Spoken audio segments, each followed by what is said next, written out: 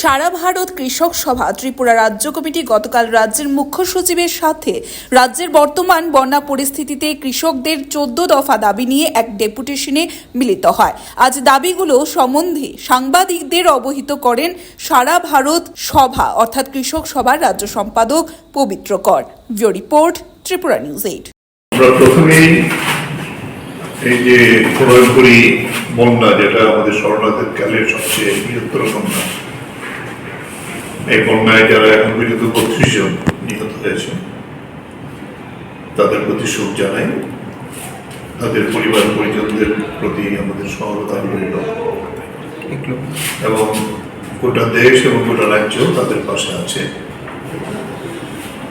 এই বন্যাতে সবচেয়ে ব্যাপক ক্ষতি যা হয়েছে সেটি হল কৃষক সমাজ। সেখানে বলা যেতে পারে কোনো মাঠ বাকি নেই, কৃষক পরিবারও বাকি নেই।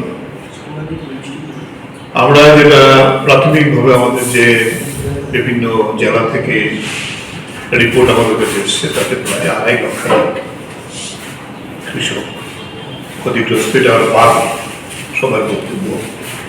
জল যখন আস্তে আস্তে যখন নামছে, স্বাভাবিক অবস্থায় যাবে, এই ক্ষতির পরিমাণটা আরো বেশি আসবে। প্রায় 25 থেকে 30 হাজার জমিয়া, তাদের জমির ফসল কাটার সময় এটাও প্রায় সম্পূর্ণভাবে, যদিও বন্যা না, প্রবল বৃষ্টিতে এই জম প্রায় শেষ হয়ে গেছে। মাটি ধসে এগুলি আর নেই, কিছুই আর কি। জমি শুধু ধান না, তাদের সবজি, বিভিন্ন ফল, তুলা, কাপাস ইত্যাদি সবই নষ্ট হয়েছে। এই বিষয়টা আমরা আমাদের কাছে যে তথ্য এখন এসছে, তার ভিত্তিতে আমরা খুব জরুরি ভিত্তিতেই আমাদের মুখ্য সচিবের কাছে গতকালকে আমরা বিকেল 5টা নাগাদ আমরা ডেপুটেশনে মিলিত করি।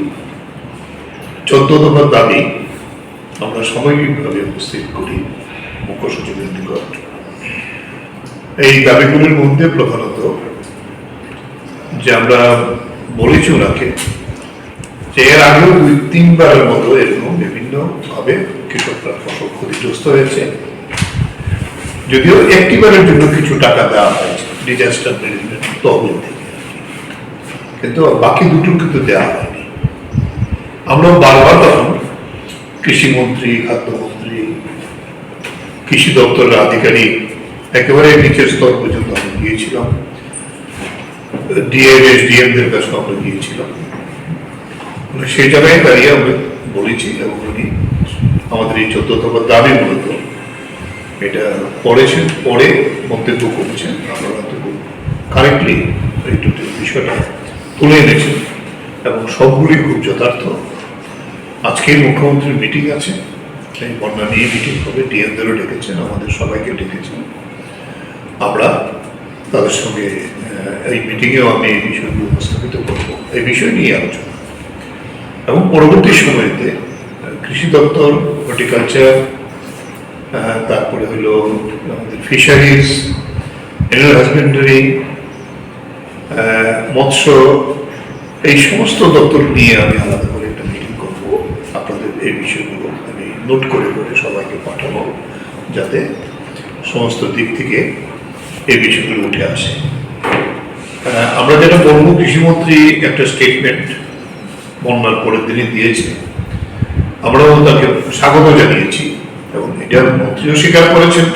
এটা প্রাথমিক তথ্য, তিনি দিয়েছিলেন প্রায় 1-1.5 লাখের মতো এরকম, এবং স্বীকার করেছেন রাজ্যের এমন কোনো জমি বাকি নেই যে জমির ক্ষতি হয়নি। ফলে আমরা বলবো যে এইটা শুধু একটি সরকারের পক্ষে, ত্রিপুরার মতো সরকার, তার যে আর্থিক অবস্থা সম্ভব না। আমরা সেখানে সর্বদলীয় মিটিং হয়, দাবি উঠেছিল যে ইমিডিয়েটলি যদি কেন্দ্রীয় পর্যবেক্ষক দল না আসে, তাহলে এটা নিরূপণ করতে হবে। দেখা যায় অতীতে পরে আসে, তো ভালো কেন্দ্রীয় সরকার এই বিষয়তে আজকেই তাদের দল পাঠিয়েছেন। আমরা দেখলাম 4-5টি দপ্তরকে নিয়ে মিনিস্ট্রি এটা টেক আপ করছেন। এটা ভালো, তারা স্পেশাল বিমানে আসবেন এবং এখন ধ্বংসাবশেষগুলি সহজভাবে দেখা যাবে এবং তার ভিত্তিতে আমরা বলবো যে ব্যাপকভাবে কেন্দ্রীয় সাহায্য না হলে রাজ্যের পক্ষে করা সম্ভব না। আমরাও কেন্দ্রীয় সাহায্যেরই দাবি করব। সবার বক্তব্য, জল যখন আস্তে আস্তে যখন নামছে, স্বাভাবিক অবস্থায় যাবে, এই ক্ষতির পরিমাণটা আরো বেশি আসবে। প্রায় 25 থেকে 30,000 জমিয়া তাদের জমির ফসল কাটার সময় এটাও প্রায় সম্পূর্ণভাবে, যদিও বন্যা না, প্রবল বৃষ্টিতে এই জুম প্রায় শেষ হয়ে গেছে। মাটির ধসে এগুলি আর নেই কিছুই আর কি। জমে শুধু ধান না, তাদের সবজি, বিভিন্ন ফল, তুলা, কাপাস ইত্যাদি সবই নষ্ট হয়েছে আর কি। এই বিষয়টা আমরা, আমাদের কাছে যে তথ্য এখন পর্যন্ত এসছে তার ভিত্তিতে আমরা খুব জরুরি ভিত্তিতেই আমাদের মুখ্য সচিবের কাছে গতকালকে আমরা বিকেলবেলা 5টা নাগাদ আমরা ডেপুটেশনে মিলিত হই। 14 দফার দাবি আমরা সামগ্রিকভাবে উপস্থিত করি মুখ্য সচিবের নিকট। এই দাবিগুলির মধ্যে প্রধানত যে আমরা বলেছি ওনাকে যে এর আগেও 2-3 বারের মতো এরকম বিভিন্নভাবে কৃষকরা ফসল ক্ষতিগ্রস্ত হয়েছে, যদিও একটিবারের জন্য কিছু টাকা দেওয়া হয়েছে ডিজাস্টার ম্যানেজমেন্ট তহবিল থেকে আর কি, কিন্তু বাকি দুটোর কিন্তু দেওয়া হয়নি। আমরা বারবার তখন কৃষিমন্ত্রী, খাদ্যমন্ত্রী, কৃষি দপ্তরের আধিকারিক, একেবারে নিচের স্তর পর্যন্ত আমরা গিয়েছিলাম, ডিএমদের কাছে আমরা গিয়েছিলাম। সেই জায়গায় দাঁড়িয়ে আমরা বলেছি এবং উনি আমাদের এই 14 দফার দাবি মূলত এটা পড়েছেন, পড়ে মন্তব্য করেছেন। আপনারা তো খুব কারেক্টলি এই টোটাল বিষয়টা তুলে এনেছেন এবং সবগুলি খুব যথার্থ। আজকেই মুখ্যমন্ত্রীর মিটিং আছে, এই বন্যা নিয়ে মিটিং হবে, ডিএমদেরও ডেকেছেন, আমাদের সবাইকে ডেকেছেন। আমরা তাদের সঙ্গে এই মিটিংয়েও আমি এই বিষয়গুলো উপস্থাপিত করব, এই বিষয় নিয়ে আলোচনা। এবং পরবর্তী সময়তে কৃষি দপ্তর, হর্টিকালচার, তারপরে হলো আমাদের ফিশারিজ, অ্যানিমাল হাজবেন্ডারি, মৎস্য, এই সমস্ত দপ্তর নিয়ে আমি আলাদা করে একটা মিটিং করব। আপনাদের এই বিষয়গুলো আমি নোট করে করে সবাইকে পাঠাবো, যাতে সমস্ত দিক থেকে এই বিষয়গুলো উঠে আসে। আমরা যেটা বলবো, কৃষিমন্ত্রী একটা স্টেটমেন্ট বন্যার পরের দিনই দিয়েছে, আমরাও তাকে স্বাগত জানিয়েছি এবং এটা মন্ত্রীও স্বীকার করেছেন। এটা প্রাথমিক তথ্য তিনি দিয়েছিলেন প্রায় 1-1.5 লাখের মতো এরকম, এবং স্বীকার করেছেন রাজ্যের এমন কোনো জমি বাকি নেই যে জমি ক্ষতি হয়নি। ফলে আমরা বলবো যে এইটা শুধু একটি সরকারের পক্ষে, ত্রিপুরার মতো সরকার, তার যে আর্থিক অবস্থা সম্ভব না। আমরা সেখানে সর্বদলীয় মিটিং হয়, মিটিংয়ের মধ্যে দাবি উঠেছিল যে ইমিডিয়েটলি যদি কেন্দ্রীয় পর্যবেক্ষক দল না আসে তাহলে এটা নিরূপণ করা হবে। দেখা যায় অতীতে পরে আসে, তো ভালো কেন্দ্রীয় সরকার এই বিষয়েতে আজকেই তাদের দল পাঠিয়েছেন। আমরা দেখলাম 4-5টি দপ্তরকে নিয়ে এবং মিনিস্ট্রি এটা টেক আপ করছেন। এটা ভালো, তারা স্পেশাল বিমানে আসবেন এবং এখন ধ্বংসাবশেষগুলি সহজভাবে দেখা যাবে এবং তার ভিত্তিতে আমরা বলবো যাতে ব্যাপকভাবে কেন্দ্রীয় সাহায্য না হলে রাজ্যের পক্ষে করা সম্ভব না। আমরাও কেন্দ্রীয় সাহায্যেরই দাবি করব। আর রাজ্যকে বলবো যে টোটাল প্ল্যানিংটা যখন হবে সমস্ত ক্ষতির, এইটা যাতে একেবারে সমস্ত কৃষককে ধরা করা হয়। আমন হইল আমাদের সবচেয়ে বড় ফসল, এই ফসলটাই সম্পূর্ণভাবে ধ্বংস হয়েছে। এখানে আমরা একটা সাজেশন রেখেছি, এটা ভাদ্র মাসের এখনো মাঝামাঝি হয়নি, তাহলে আমাদের সাধারণ নিয়মে ভাদ্র মাসের 15-20 পর্যন্ত ধানের রোয়া দেওয়া যায়।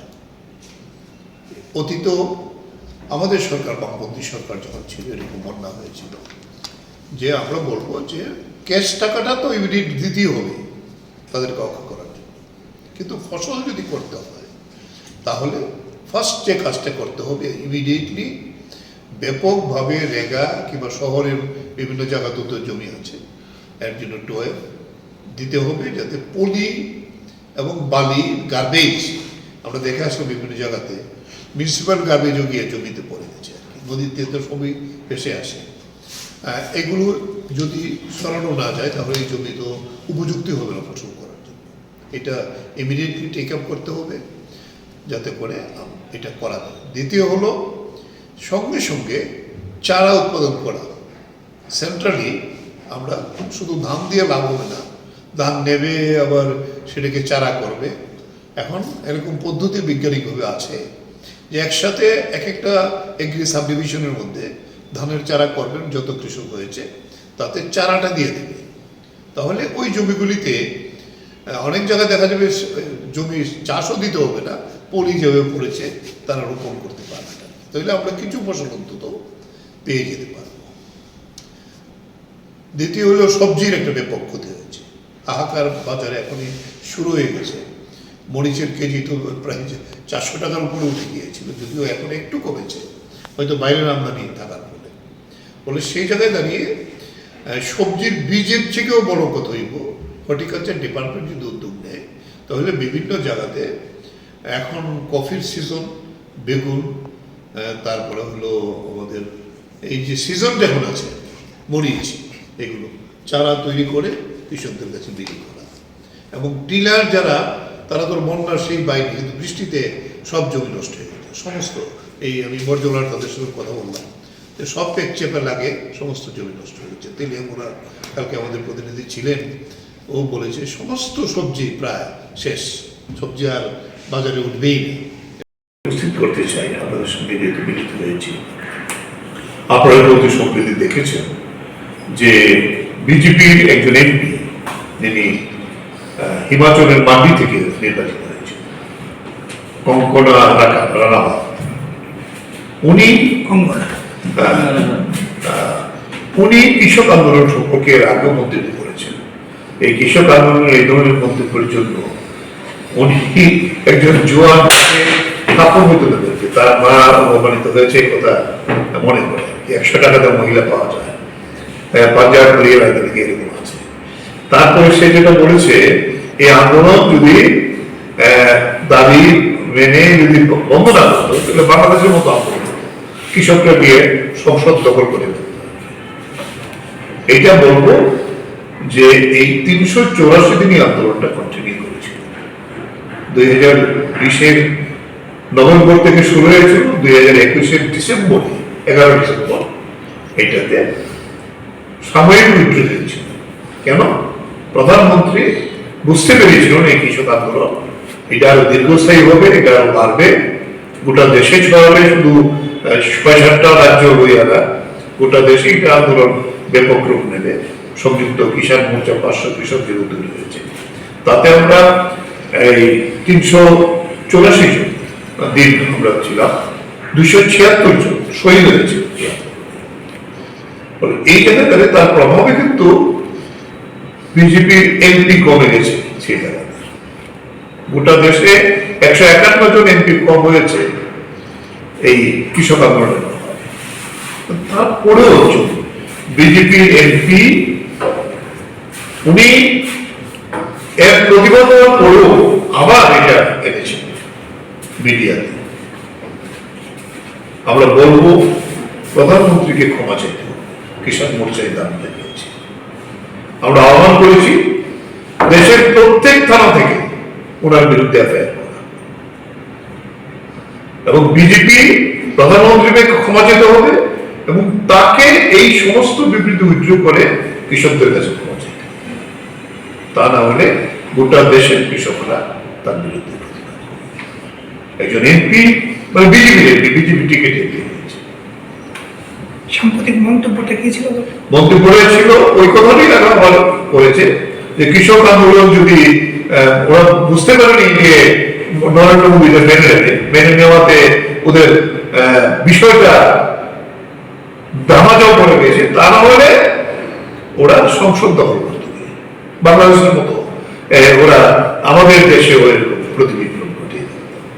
বিপ্লব ঘটিয়ে কৃষকরা বলে, এই কৃষকরা তারা এরকম গোটা দেশের কৃষক সমাজের প্রতি এটা এই কথাটা অপমান করে।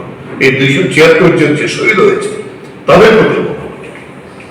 এটা কি কৃষক সভা কেন্দ্রীয় নেতৃত্ব সিদ্ধান্ত নিয়েছে যে প্রতিটা থানায় মামলা করার ব্যাপারে? এবং সংযুক্ত কিষাণ মোর্চা নিয়েছে যে 500 শতাধিক কৃষক টিকায় কালকে স্টেটমেন্ট করেছে সংযুক্ত যে টোটাল প্ল্যানিংটা যখন হবে সমস্ত ক্ষতি এইটা যাতে একেবারে সমস্ত কৃষককে ধরে করা হয়। আমন হইল আমাদের সবচেয়ে বড় ফসল, এই ফসলটাই সম্পূর্ণভাবে ধ্বংস হয়েছে। এখানে আমরা একটা সাজেশন রেখেছি, এটা ভাদ্র মাসের এখনো মাঝামাঝি হয়নি, তাহলে আমাদের সাধারণ নিয়মে ভাদ্র মাসের 15-20 পর্যন্ত ধানের রোয়া দেওয়া যায়। অতীত আমাদের সরকার বামপন্থী সরকার যখন ছিল এরকম বন্যা হয়েছিল যে আমরা বলবো যে ক্যাশ টাকাটা তো ইমিডিয়েট দিতেই হবে তাদেরকে রক্ষা করার জন্য, কিন্তু ফসল যদি করতে হয় তাহলে ফার্স্ট যে কাজটা করতে হবে ইমিডিয়েটলি ব্যাপকভাবে রেগা কিংবা শহরের বিভিন্ন জায়গাতে তো জমি আছে এর জন্য টোয়েব দিতে হবে, যাতে পলি এবং বালি গার্বেজ আমরা দেখে আসবো বিভিন্ন জায়গাতে মিউনিসিপাল গার্বেজও গিয়ে জমিতে পড়ে গেছে, নদীতে তো সবই ভেসে আসে। এগুলো যদি সরানো না যায় তাহলে এই জমি তো উপযুক্ত হবে না ফসল করার জন্য।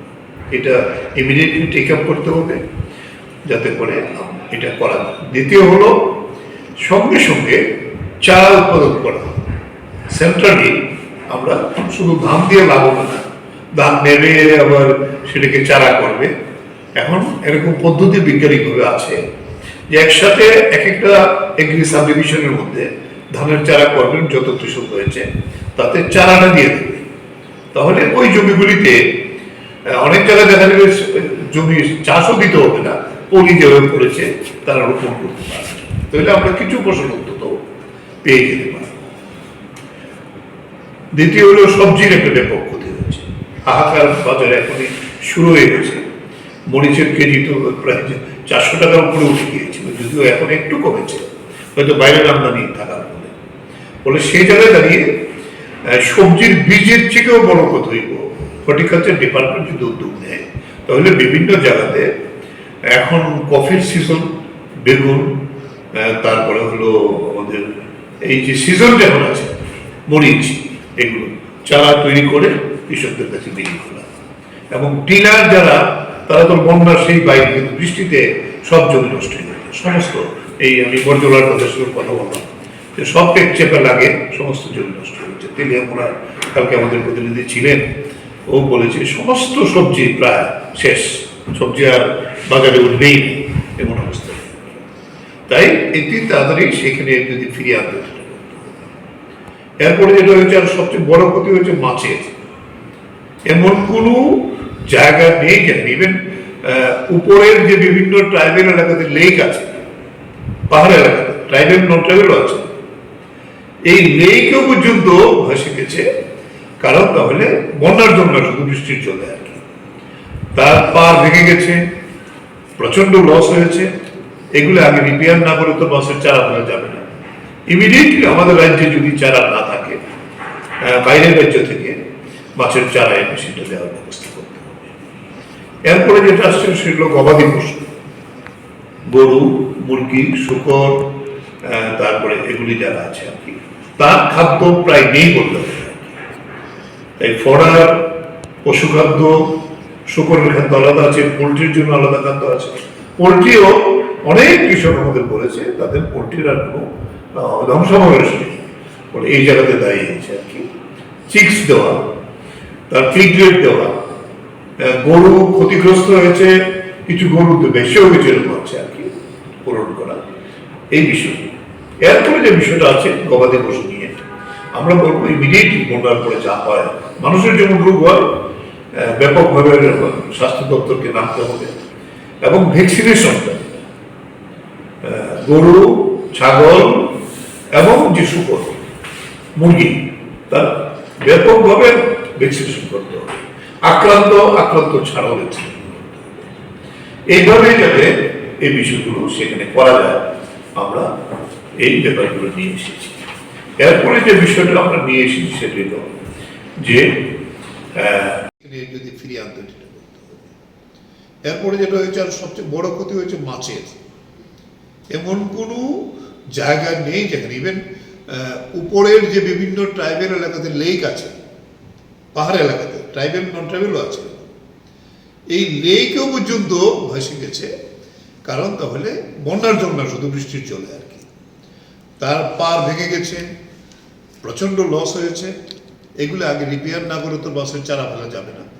ইমিডিয়েটলি আমাদের রাজ্যে যদি চারা না থাকে, বাইরের রাজ্য থেকে মাছের চারা এনে সেটা দেওয়ার ব্যবস্থা করতে হবে।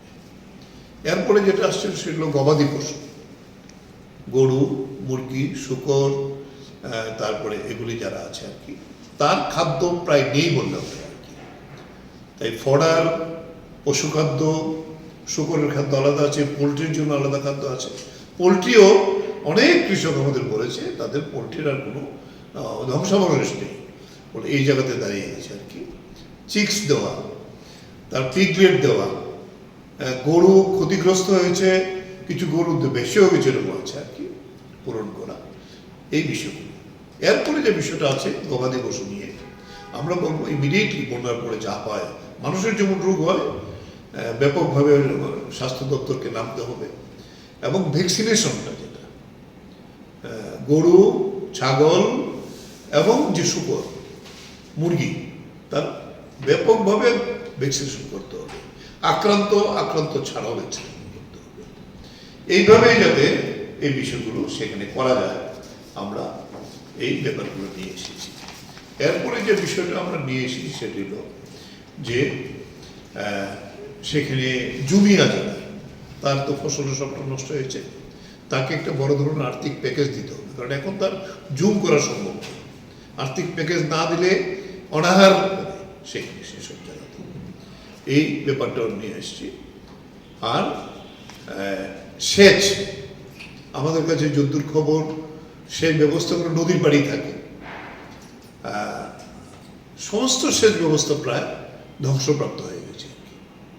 ইমিডিয়েটলি যদি এই সেচ ব্যবস্থাগুলিকে রিপেয়ার না করা হয় ব্যাপকভাবে, তাহলে আগামী বড় মৌসুম আসছে, এটা তো 3 মাস পরে আবার বড় হবে, এই ফলে সেখানে ফসল করা সম্ভব।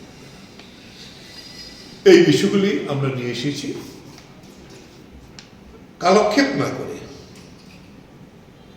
স্কিম আছে নাবার্ডের, এরকম ভাবে ক্ষতিগ্রস্ত হলে বিনা সুদে কৃষকদের, সরকারের শুধু সাহায্য হবে না, বিনা সুদে কৃষকদের কৃষি ঋণ দিতে হবে। সমস্ত ধরনের কৃষক, ধান, সবজি, মাছ, পশুপালন যারা করে তাদের জন্য এই 14 দফা দাবি, এই দাবিটাও আমি আপনাদের কাছে দিয়ে দেব।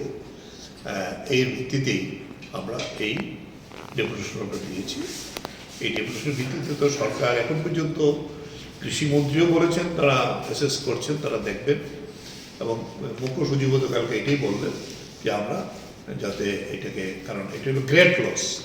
কৃষি অর্থনীতি যদি না হয় তাহলে রাজ্যের অর্থনীতি শেষ হয়ে বাজারে আর কেউ আসতে পারবে না। এটি হলো প্রধান আমাদের বিষয়। এরপর আরেকটা বিষয় আমরা একটু উপস্থিত করতে, এই 32 জন তো মারা গেছে, তাদের পাশে সরকারকে সর্বতোভাবে দাঁড়াতে হবে, এই পরিবারগুলিকে সাহায্য করতে হবে, সর্বোচ্চ পরিমাণ সাহায্য করতে হবে এইটা। আর দ্বিতীয় বিষয় হচ্ছে, তারা আগেও এই সরকার, আমরা যখন গেছি, করবে প্রতিশ্রুতি দিয়েছে, প্রাকৃতিক দুর্যোগে ক্ষতিগ্রস্তদের পাশে দাঁড়াবে, কিন্তু দাঁড়ায়নি, তেমনভাবে দাঁড়ায়নি। কোথাও কিন্তু যত সামান্য কিছু হয়তো দিয়েছে। এবারও মাননীয় মুখ্য সচিব বলেছেন যে সভা করবেন, দেবেন। তো আমরা বলেছি যে এটা গ্যারান্টি দেওয়া হোক, মানে যারা ক্ষতিগ্রস্ত হয়েছে হোল স্টেজে, সব কৃষক, 2.5 লক্ষের মতো কৃষক আমাদের রাজ্যের এখন পর্যন্ত, তাদেরকে সরকার, বিজেপির কেন্দ্রীয় সরকার, বিজেপির রাজ্য সরকার, তারাই বলে ডাবল ইঞ্জিন সরকার, এই সরকার, তাদের ফান্ডের অভাব থাকার কথা না, তারা নিজেরাই বলে সাহায্য এসছে এর মধ্যে কিছু, কিন্তু এই যে ক্ষতিগ্রস্ত চাষ কৃষকরা, তাদের যেন নিশ্চিতভাবে কম্পেনসেশন, ক্ষতিপূরণ করা হয়, এটা যাতে প্রতিশ্রুতির মধ্যেই না থাকে, এটাতে জোর দিয়েছি আমরা।